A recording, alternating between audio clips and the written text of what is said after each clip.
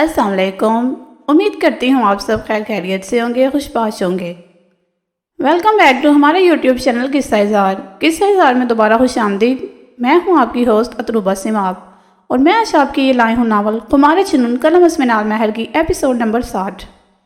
Episode को शुरू करने से पहले हमारे चैनल को कर ले सब्सक्राइब, वीडियो को कर लीजिएगा लाइक और बेल आइकन बटन दबाना मत भूलना ताकि आपको हमारी मज़ेदार कहानियाँ नॉन स्टॉप मिलती रहें।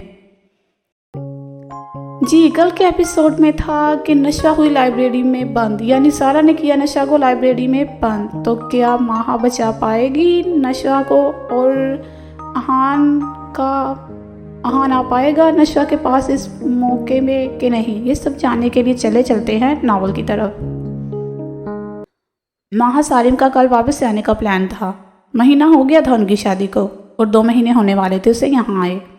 वो अपने रूम में बैठी थी जब मोबाइल पर आती नशवा की कॉल देखकर वो फ़ौरन उठा चुकी थी। कैसी हो निशी, आज खैर से मेरी याद आ गई, वो चहकती हुई बोली।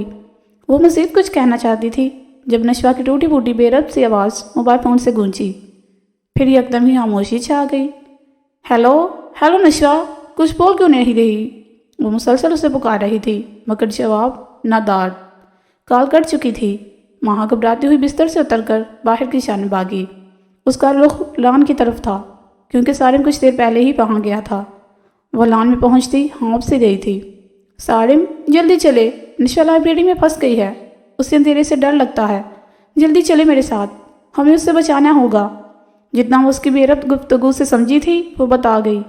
रिलैक्स यार, सांस तो लो, फिर बताओ क्या हुआ है, नशा कहाँ है?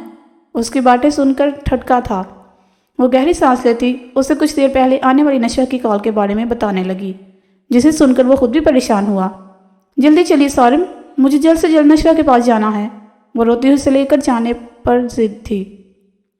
माहा यार सब्र करो, मुझे कुछ सोचने तो दो, हम अभी भी निकलेंगे, हमें कम से कम 4-5 घंटे लग जाएंगे। उसके बार बार जाने की तान पर टोकता हुआ बोला। कुछ सोचकर उसने मोबाइल निकाला और आहान को कॉल मिलाने लगा। वो शीरी बेगम के कमरे से उठकर अपने कमरे में आया था। कमरे में आकर उसने मोबाइल चार्जिंग से उतार कर चेक किया। 20 मिनट पहले नशवा की कॉल आई थी।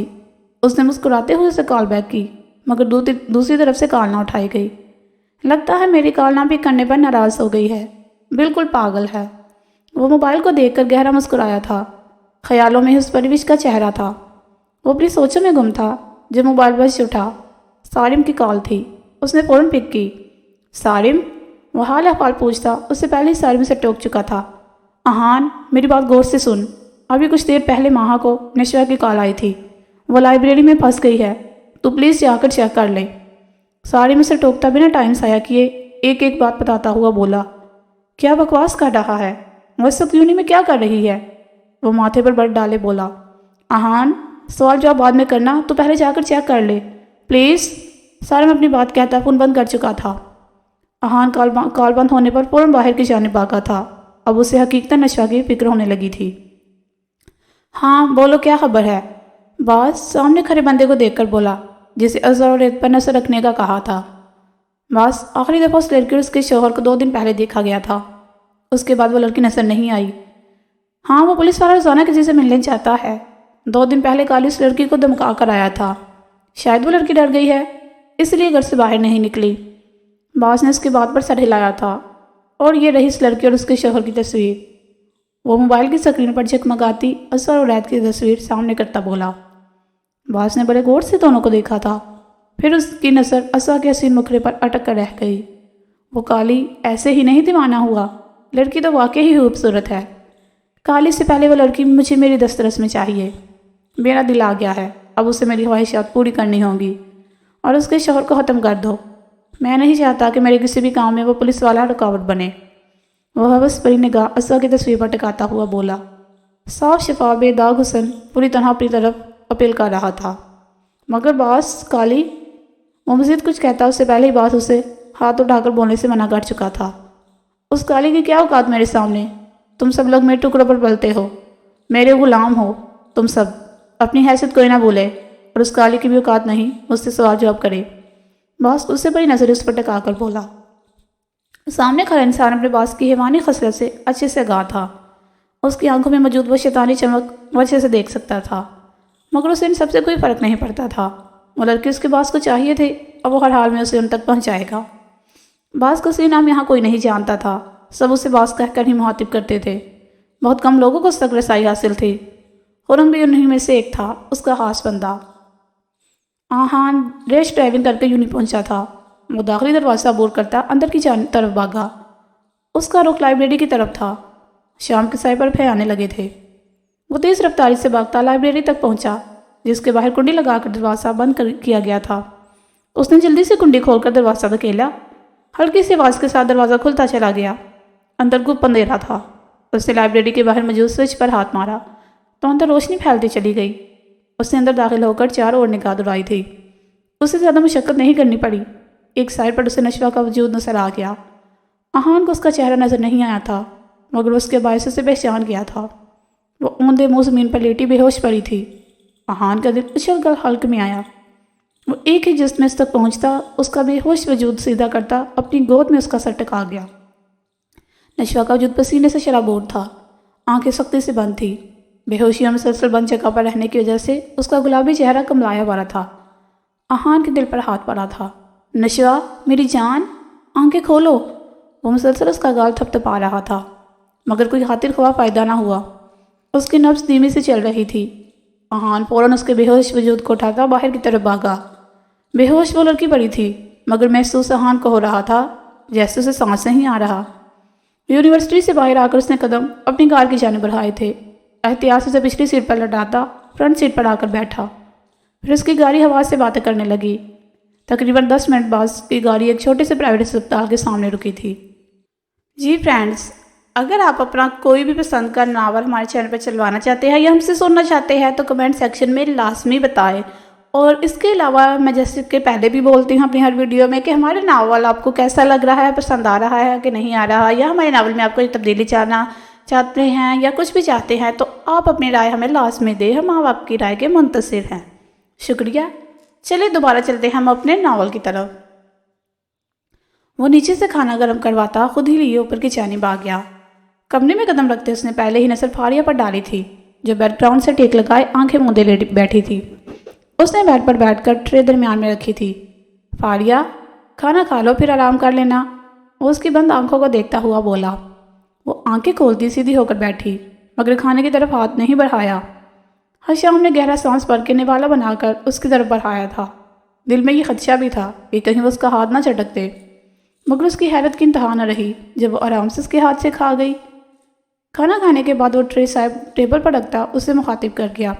فاریہ، میں اب یہ رشتہ تم پر زبردستی نہیں تھوپنا چاہتا۔ میں نہیں چاہتا ہمارے درمیان یہ کھلا رہے، اس لیے میں نے سوچا ہے کہ اگر تم مجھے معاف نہ کر سکی تو کچھ عرصے کے لیے سب سے دور چلا جاؤں گا، تاکہ تمہیں میری طرف سے کوئی پریشانی نہ ہو۔ میرے خیال سے مجھے کچھ عرصے یہاں سے چلے جانا چاہیے۔ وہ اس کے نزدیک سے اٹھتا، الماری کھولتا، اس میں سے بیگ نکال کر لے آیا۔ وہ آج آیا ہی اسی مقصد سے تھا۔ فاریہ کو جانے کیوں غصہ آنے لگا؟ وہ کیسے جا سکتا تھا؟ اس کی ناراضگی دور کرنے کے بجائے وہ خود حالات سے بھاگ رہا تھا۔ وہ جہاں تیور لیے بستر سے اترتی اس کی جانب بڑھی، اس کے ہاتھ میں تھاما بیگ کھینچ کر دور پھینکا۔ کیوں دور جانا چاہتے تھے آپ مجھ سے؟ میری ذرا سی لا تعلقی آپ سے برداشت نہ ہوئی؟ اور میں جو 2 سالوں سے آپ کی لا تعلقی سہتی آئی ہوں، اس کا کیا؟ اپنے پر آئی تو باغ نکلے۔ بہت خوب۔ اس کے سینے پر ہاتھ رکھتی اسے پیچھے دھکیلتی ہوئی بولی۔ فاریہ، ایسا نہیں ہے یار، میں تو بس تمہاری خاطر۔ اس نے شعلہ جوالا بنی فاریہ کو ٹھنڈا کرنا چاہا۔ ایسا ہی ہے شام رشاری، آپ مجھے ایک دفعہ پھر چھوڑ کر بھاگ رہے ہیں۔ اس کی بات کاٹ کر چلاتی ہوئی بولی۔ فاریہ میری جان، میں نہیں بھاگ رہا، یہی ہوں تمہارے پاس۔ حشام نے اسے تھام کر سینے سے لگایا تھا۔ جس حالت میں وہ تھی اتنا غصہ کرنا اس کی صحت کے لیے اچھا نہیں تھا، اس لیے اسے پرسکون کرنے کی پوری کوشش کر رہا تھا۔ اس کے اتنے شدید ری ایکشن کی توقع سے ہرگز نہیں تھی۔ وہ مسلسل اپنے آپ اس کی پناہوں سے چھڑوانا چاہ رہی تھی۔ حشام دھیرے دھیرے اس کا سر تھپکنے لگا۔ کچھ دیر بعد اس کا جھپٹاتا وجود رک گیا تھا۔ حشام، فاریہ نے اپنا سر سینے سے اٹھا کر اس کی طرف دیکھا۔ جی میری جان، میری زندگی، اس کے آنسوں اپنی پوروں سے چن کر بولا۔ وہ بول کچھ نہیں رہی تھی، بس اس سے سننا چاہتی تھی۔ وہ بے ساختہ جھک کر اس کی آنکھوں کو چوم گیا۔ اس کی آنکھوں میں پنپتی حسرتوں کو وہ پڑ گیا تھا۔ یہ وقت واقعی اس لڑکی کو اپنی محبت پر یقین دلانے کا تھا۔ وہ اسے اپنی محبت کا مان بخشنا چاہتا تھا۔ حشام لشاری اب مرتے دم تک نہ ہی پاریہ حشام لشاری کو چھوڑ سکتا ہے اور نہ ہی اس بات کو جتلا سکتا ہے کہ اسے عشق ہے اپنی پاریہ کی آنکھوں سے، اسے عشق ہے اس کے بولنے کے انداز سے، اسے عشق ہے اس کے روٹھنے سے، اسے عشق پاریہ کی پوری ذات سے۔ وہ بار بار اس کے ماتھے پر لب ٹکاتا اپنی تحفظ پر یا گوش میں قید کرتا ہوا بولا۔ پاریہ کو یوں محسوس ہوا جیسے اس کے زخموں پر کسی نے مرہم رکھ دیا ہو۔ 2 سالوں کی مسافت کے بعد وہ حشام لشاری کے دل کی سلطنت پر اپنا قبضہ جما چکی تھی۔ حشام، آپ سچ کہہ رہے ہیں؟ کیا آپ واقعی مجھ سے محبت کرتے ہیں؟ وہ بے یقین سی تھی۔ بہت محبت کرتا ہوں، اب سے نہیں تب سے ہی، جب سے تمہیں پہلی بار دیکھا۔ تمہارا وہ گپرایا سا وجود میرے دل میں نقش ہو کر رہ گیا تھا۔ وہ چھوٹی سی ڈول مجھے میرے دل کے قریب لگی، اس کے گال پر ہاتھ ٹکاتا انکشافات کرتا اس سے پاگل کر رہا تھا۔ آپ مذاق کر رہے ہیں؟ وہ اٹکتی ہوئی پر مشکل بولی۔ نہیں، سچ کہہ رہا ہوں۔ پاریہ حشام لشاری اول روز سے اس دل کی مکین بن گئی تھی۔ وہ دائیں گال پر موجود تل پر نظریں ٹکاتا ہوا بولا۔ پھر مجھے کیوں اتنا تڑپایا؟ وہ شکواکن انداز میں اسے دیکھتی ہوئی بولی۔ تب میرا انا بہت اونچی تھی، کسی کے سامنے جھکنا گوارا نہیں تھا، مگر اب تمہاری خاطر ہمیشہ جھکنے کو تیار ہوں۔ اس کے دل کو مسلسل انگوٹھے سے نرمی سے سہلا رہا تھا۔ کیا تمہیں میرا یہ ساتھ ہمیشہ کے لیے قبول ہے؟ وہ اس کا چہرہ ہاتھوں کے پیالے میں بڑھتا ہوا بولا۔ پاریہ نے زور و شور سے ہاں میں سر ہلایا۔ اس کے اقرار پر حشام نے اس کے ایک ایک نقش کو معتبر کیا تھا۔ وہ اسپتال کے کاریڈور میں مسلسل ادھر سے ادھر چکر لگا رہا تھا۔ جب ڈاکٹر باہر آیا تو وہ فوراً اس کی جانب بڑھ گیا۔ اس کی انگ انگ سے بے قراری چھلک رہی تھی۔ ڈاکٹر، کیسی ہے نشوہ؟ وہ ٹھیک تو ہے؟ وہ بے چینی سے ہی ان کو دیکھ کر بولا۔ جی، اب وہ پہلے سے بہتر ہے۔ مسلسل بند جگہ پر رہنے اور بی پی لو ہونے کی وجہ سے بے ہوش ہوئی ہے۔ میرے خیال سے وہ سب سے زیادہ کسی ڈر کے زیر اثر تھی۔ خیر، کچھ ہی دیر میں انہیں ہوش آ جائے گا، پھر آپ ان سے مل سکتے ہیں۔ ڈاکٹر اسے تسلی بخش جواب دیتا آگے بڑھ گیا۔ اہان نے سکون کا سانس بھرا۔ بے ساختہ اس کا دل اللہ کے حضور سجدہ شکر بجا لایا۔ ڈاکٹر کے نشہ کے ہوش میں آنے کی اطلاع دینے پر وہ فوراً اندر کی جانب بڑھا تھا۔ نشہ اسے دے کر اٹھنے کی کوشش کرنے لگی۔ اہان نے اسے سہارا دے کر سیدھا بٹھایا۔ خود وہ اس کے قریب ہی ایک سائڈ پر بیٹھ گیا۔ اسے سامنے دیکھ جانے کیوں نشہ کی آنکھیں بڑھنے لگی۔ اہان نے اس کی بہتی آنکھوں کو دیکھ اس کے آنسو پورا سے صاف کیے تھے۔ اسے اپنا ہمدرد پاتے وہ دل کا بوجھ ہلکا کرنے لگی۔ اہان، مجھے لگا تھا میں وہی پڑی پڑی مر جاؤں گی، پر مجھے کوئی بھی بچانے نہیں آئے گا۔ میں نے سب کو کتنی آوازیں دی مگر کوئی نہیں آیا۔ وہاں کتنا اندھیرا تھا۔ وہ سانس لینے کو رکی۔ وہ ہچکیوں کے درمیان بولتی اس کا دل چیر رہی تھی۔ اہان نے اس کا ایسا بے بس روپ کبھی دیکھا ہی نہیں تھا۔ وہ خود رونے کے بجائے دوسروں کو رلانے پر یقین رکھتی تھی۔ کچھ بھی نہیں ہوا، میں آ گیا تھا نا اپنی جان کے لیے۔ اس کے بچوں جیسے انداز پر اسے چپ کروانے کی غرض سے بولا۔ نہیں، تم نہیں آئے تھے، میں نے تمہیں فون بھی کیا تھا۔ کیوں نہیں اٹھایا میرا فون؟ وہ آنسو بھری آنکھوں سے اسے شکوہ کرتی ہوئی بولی۔ سوری، اس کے شکوے کے جواب میں معذرت کرتا ہوا بولا، جیسے ساری غلطی اسی کی ہو۔ اہان کا بس نہیں چل رہا تھا اس کے معصوم انداز پر اسے خود میں بھینچ لے، مگر وہ ایسا کوئی حق نہیں رکھتا تھا، اس لیے خود پر جبر کر کے رہ گیا۔ تم اس تارا کو بالکل بھی اپنی بیوی نہیں بناؤ گے، وہ بالکل بھی اچھی نہیں ہے، وہ آنسو پوچھتی تحکم بھرے انداز میں بولی۔ زارا کی حرکت کو یاد کر کے اسے غصہ آیا تھا۔ بالکل بھی نہیں بناؤں گا، وہ اس کی مان بڑے انداز پر تحمل سے بولا۔ ویسے اس کا یہاں کیا ذکر؟ وہ تعجب بڑے انداز میں بولا۔ اسی کا تو ذکر ہے، اسی نے مجھے لائبریری میں بند کیا تھا۔ میں نے اسے کتنا منع کیا، کتنا روکا، مگر وہ لائٹ تک بند کر کے چلی گئی۔ اندھیرے میں میرا سانس بند ہو جاتا تو مجھے اندھیرے سے بہت خوف آتا ہے، سانس رکنے لگتا ہے میرا۔ اس نے مجھے کتنی بری طرح دھکا دیا تھا، میرے بازو پر چوٹ بھی لگ گئی۔ وہ اپنے بازو پر لگی چوٹ اسے دکھاتی ہوئی بولی۔ یہ سب زارا نے کیا ہے، وہ غصے بھرے انداز میں بولا۔ نشوہ نے زور و شور سے سر ہلایا تھا۔ میں چھوڑوں گا نہیں اسے، اس کی ہمت کیسے ہوئی تمہیں نقصان پہنچانے کی؟ اس کا بس نہیں چل رہا تھا کہ زارا سامنے ہو اور اس کا گلا دبا دے۔ وہ اہان کا اپنے لیے پوزیسو روپ دیکھ کر پرسکون ہو گئی تھی۔ اہان، میرے بابا اور میرے گھر والے مجھے ڈھونڈ رہے ہوں گے، مراد بھائی بھی یہاں نہیں ہے، بابا کو فون کر دو۔ اپنے گھر والوں کے خیال سے وہ پریشانی سے بولی۔ اہان نے بنا کچھ کہے اسباب میں سر ہلا کر کبیر صاحب کا نمبر پوچھتے کال ملائی تھی۔ جو 2-3 بیل کے بعد اٹھا لی گئی تھی۔ اہاں نے کال ملاتے فون اس کی طرف بڑھایا تھا جو وہ خاموشی سے تھام گئی۔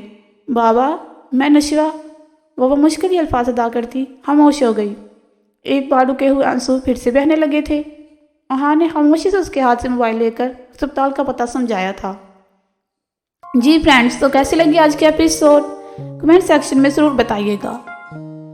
جی تو فائنلی ہمارے اہان میاں نے بچا لیا اپنی مس پٹاخہ یعنی ہماری نشوہ کو۔ تو باقی کپلز کی لائف میں کیا چل رہا ہے اور کیا ہو رہا ہے، یہ سب جاننے کے لیے تو ہمیں ناول کی نیکسٹ ایپیسوڈ کا ویٹ کرنا پڑے گا۔ تب تک خوش رہیں، آباد رہیں اور ہمیں دے اجازت۔ اللہ حافظ۔